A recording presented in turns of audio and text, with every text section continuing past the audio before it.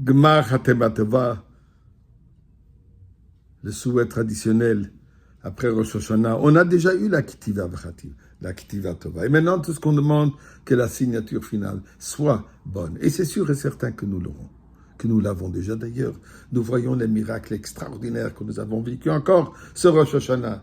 250, si pas plus, missiles envoyés sur Eretz Israël. Et ça fait des dommages d'immeubles. Et Baruch Hashem, aucune victime. Donc nous remercions Akadosh Baruch Hu pour ce miracle extraordinaire. Et en même temps, nous prions, Ribbon Shalom, les victimes des attentats par les Arabes internes qui vivent en Eretz Israël, qui ont tous les privilèges, qui ont toutes les facilités de chaque personne, qui vit en Eretz Israël. Et malheureusement, ils utilisent cette liberté pour nous mettre en danger. Alors nous prions à Kadosh Baruch Hu qu'on ait déjà la paix absolue, qui ne peut être qu'avec la venue de Mashiach. Et surtout dans ces jours d'entre Rosh Hashanah qui pour dire Dirshu Hashem bimotzo karao beyoto karov. C'est le moment où Dieu est présent. Nous pouvons faire appel à lui puisqu'il est tout proche. Alors, Ribbon Shalom, ne sois pas seulement proche. Sois présent, entièrement dévoilé. Et ceci est avec Mashiach dans la Goula. Donc, disons d'abord, Tili Mizmor le Toda. Ariel Adane Kodarativ de Sadene Bisim Khoboy le Fana Bernano de Ukiadene Elohim Hu Sanevla Nachnam Vitzoy Marisoy Boy Shor Besoy de Hatzroy Sabisilo Hoy de le Bach Shmoy qui Toy va de Noy le Lam Khazdoy ve Adoy Vodor Emunosoy et donnons de la tzedaka et nous allons mériter cette goula immédiatement. Aujourd'hui, un jour de jeûne, le jeûne de ce qu'on appelle Tzom Gedalia. C'est quoi ce jeûne? Alors, juste contexte historique. Après que les Babyloniens ont détruit Eretz Israël, le Beth Amikdash, le peuple juif a été exilé dans l'année 3338, 423 ans avant l'ère commune. Alors les Babyloniens, ils ont nommé Gedalia ben Achikam comme gouverneur des Juifs qui restaient encore en Terre Sainte. Les Juifs qui se sont réfugiés dans les terres environnantes, Ammon, Moab et Edom ont entendu parler de cette nomination et sont retournés à Jéduaï pour réinstituer, pour recultiver Eretz Israël. Avant Rosh Hashanah, de l'année 3339 après la création, Gedalia a eu écho qu'un certain Ishmaël, ce nom ne peut pas porter de bonnes choses, certain Ishmaël ben Netanya, jaloux de sa position de Gedalia, a décidé de le tuer.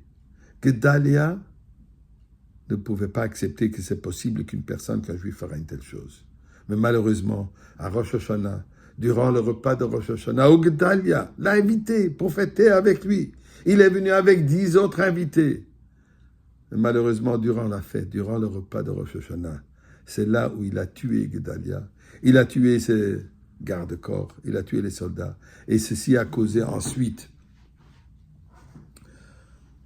du sang énorme qui a coulé suite à cela. Les Juifs ont eu peur de cette situation. Ils ont fui en Égypte. Et ceci a mis fin aux perspectives d'implantation juive en Eretz Israël. Et on est resté en exil babylonien jusqu'à l'année 3390. Et c'est là où l'exil babylonien était absolu.